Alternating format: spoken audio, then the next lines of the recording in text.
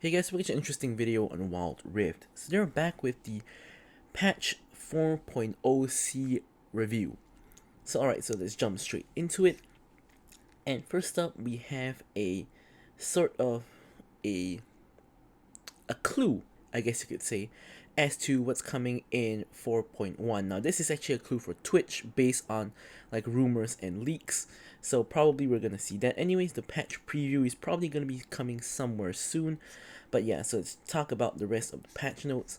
So we have dual mode coming on the, actually it's already here. It has been active, just that I have not played it at all. It's until 16th of March.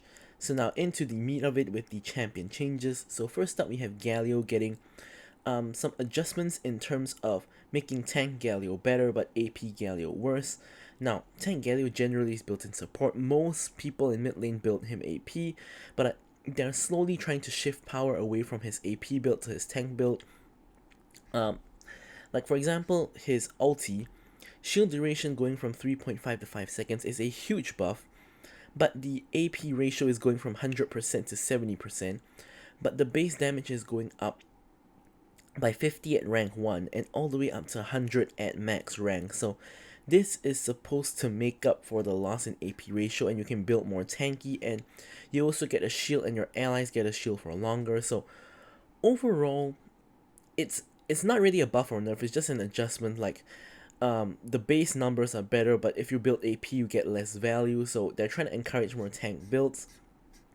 Irelia, they say that she's too strong in the jungle but too weak in lane, so they're nerfing her base AD, which is gonna hurt her jungle clear, but at the same time it's also gonna hurt her in lane. And the passive attack speed per stack is going down by 2 to 3% based off of your level, which again I guess will make her jungle clear worse. But if I'm not mistaken, they did nerf her such that the jungle monsters no longer stack her passive, so I don't even think that this matters in the jungle, and therefore you will never reach max stack, so the bonus magic damage nerf in the jungle probably doesn't matter either, because I remember that they had a patch where they said that Irelia's passive doesn't stack on jungle monsters anymore, so I don't think that, I think that yeah. Anyways, the bonus magic damage is being increased, not decreased, so this is to help lane Irelia, so that kind of does make sense based on what they've been saying. Now, Master Yi is getting a pretty interesting change. I don't really like this change because his passive AD damage, instead of getting 10%, he's only getting 8%, which is a 2% nerf, somewhat significant. But his active true damage is going up at all ranks. Like, it's going up, especially at base rank, it's going from 22 to 30.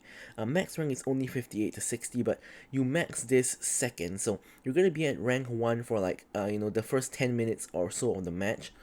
And this is a pretty huge buff. It's 8 extra true damage, which is pretty insane because Master Yi generally goes for attack speed and he has like lethal tempo. So like the on-hit true damage is going to be pretty insane. And yeah, so Master Yi is probably going to get better. I see this as a buff. Nami getting some adjustments.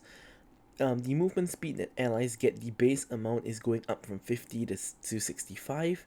However, her healing is going down in terms of the base amount. At base rank it's the same, but you max this ability first, so at rank 4 is going down by 15. Overall basically 15 healing became 15 movement speed. I think it's still gonna be alright, because Nami generally uses her heal a lot for poking. Only in the later stages of the game, when you have more AP, that her heal starts to become more significant. So I think that this overall is fine of a change. Now Nautilus getting a buff for the jungle. His AP ratio on his E is increased from 30 to 50, and the damage against monsters increased from 150 to 200, which is pretty strange because I'm not sure whether they want Nautilus to be in the jungle or not. They first made Nautilus viable in the jungle, then they nerfed Nautilus jungle, now they're buffing Nautilus jungle, so I guess they do want Nautilus jungle, just that they felt at one point he was a little bit too strong. And yeah, definitely is one of the few viable tanks in the jungle, so that is great. Pantheon, has been falling off a little bit too hard according to them. So his passive armor pen on his ulti stays the same at base rank, but at max rank goes up from 25 to 30. Now, of course, one of the main issues of why Pantheon falls off is because of his poor scaling but high base numbers, which is his intended design to be dominant in the early game but fall off in the late game. Now, this passive armor pen increase will, of course, help him in the late game to do more damage. However, he's still not going to be strong in the late game. He's just going to be a little bit better, which I think is what they're aiming for. So I think this should be a good buff for the Pantheon players. Rengar, meanwhile, has been too strong, which is what I have felt. I felt Rengar was too strong ever since they buffed the healing amount on his W. A lot of people have been picking up Rengar, and especially crit Rengar is really, really strong. Just one-shots people. So what are they doing? His passive, the one where you kill a champion to get bonus attack damage, which used to be 5, 10, 15, 20, 25, equal per champion. They're now nerfing it pretty hard, where at max rank you still get 25, but now instead of getting 5% on your first takedown, it's just 1.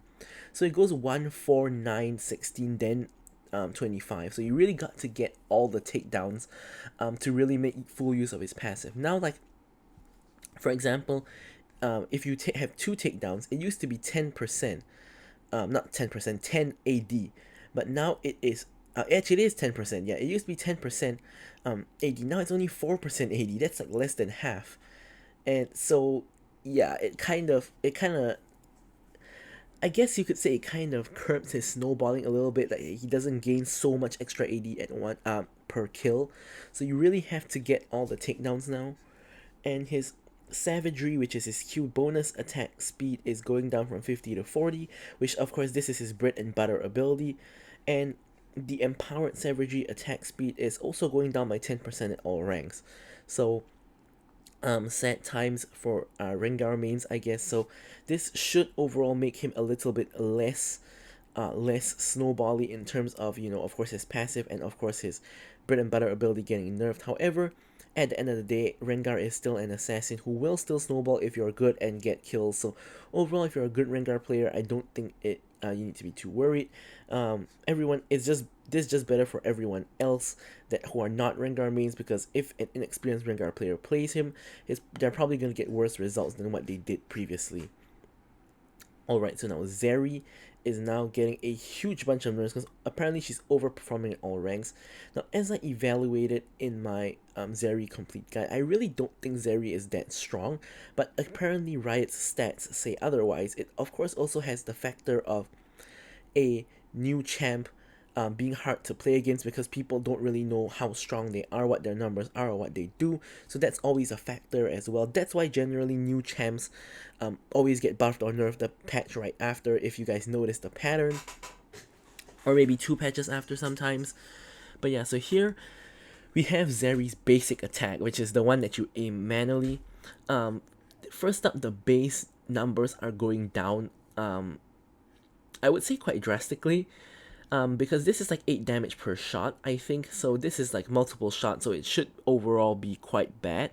At max rank, which of course this is what you max out first, is going from 20 to 16, so it's kind of a decent nerf. It's like cutting out 20% of her AD, and the scaling also got hit by, you know, of course a scaling amount, and at max rank it's going down from 120% to 110%, which also kind of sucks. So overall, it's a double whammy nerf in terms of the scaling and the base numbers, which probably means that her auto attacks will be dealing a lot less damage. Spilled attack conversion ratio 60% to 50%. I'm not sure what the spilled attack conversion ratio means. I don't know, maybe like this kind of sounds like, for example, you have 7 bullets, if you hit like 4 or 3 out of 7, they used to have some kind of conversion.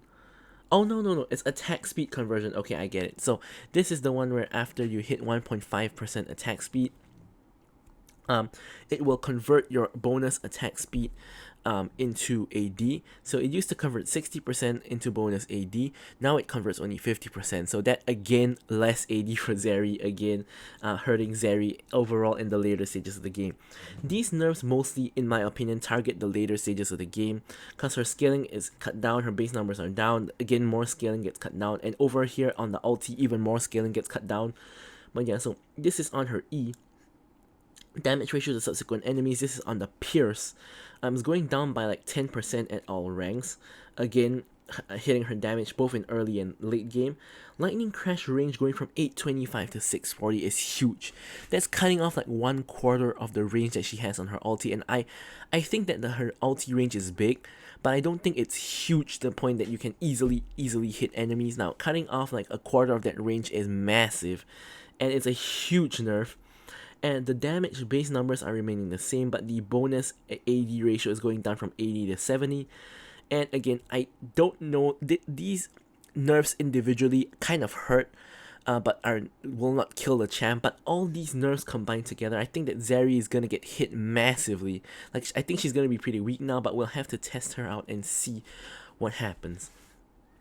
So next up, Zoe has been having a late game problem with the spell chaining of her W, which doesn't have a cooldown, by the way. It just relies on you picking up enemy spells, and in team fights you can do that rapidly. So her bonus movement speed that she gets from casting her spell thief duration is going to be 2 seconds permanently, which I believe was something that they said in the last buff as well.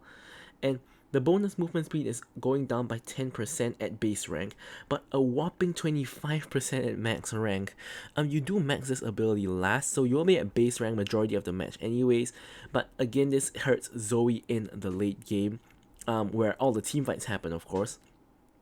So yeah, Zoe, I still think is really strong. I still think she's absolutely insane. Just one-shots people, and yeah. So skins, Battle Academia Leona and Battle Principal Yumi are being released. Basically, by the time this video is out, it should already be released for you guys. And I think these are two pretty good skins for the respective champions. And we have these two accessories. No events though. And yep, that's pretty much it for patch 4.0C. Looking forward to patch 4.1, and the preview probably gonna come out pretty soon. So thank you guys so much for watching the video, and goodbye.